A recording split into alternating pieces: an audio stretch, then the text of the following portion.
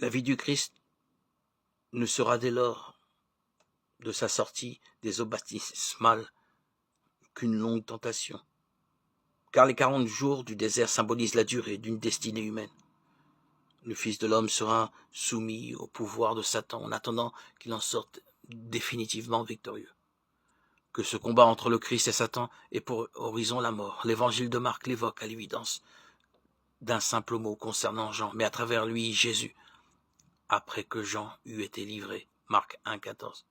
Ainsi, dès le baptême, la mort est là, qui déjà rôde, prête à happer Jésus. À chaque pas de sa vie, la misère des hommes, leurs péchés l'évoqueront à ses yeux.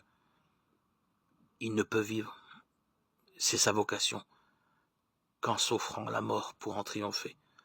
Ainsi, dès le baptême commence à se manifester le mystère de la promesse de Jésus. Il est d'ailleurs, il est d'en haut. Il se réfère mystérieusement à la volonté de son Père. Il vit de lui, et il est cependant au niveau des pécheurs. Il annonce prophétiquement tout son mystère. Il préfigure dans son baptême l'heure dans laquelle se révélera d'où il est. Il est caché aux hommes, qui ne s'en remettront pas comme des enfants au mystère de la volonté divine. C'est tout le programme évangélique qui se condense sous nos yeux, dans les scènes initiales de l'évangile.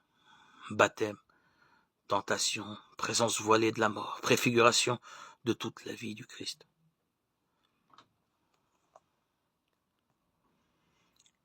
Qui se profile et qui se manifeste peu à peu tout au long de son parcours, par la croix, la gloire, l'esprit, le ciel ouvert et l'entrée des pécheurs dans le royaume.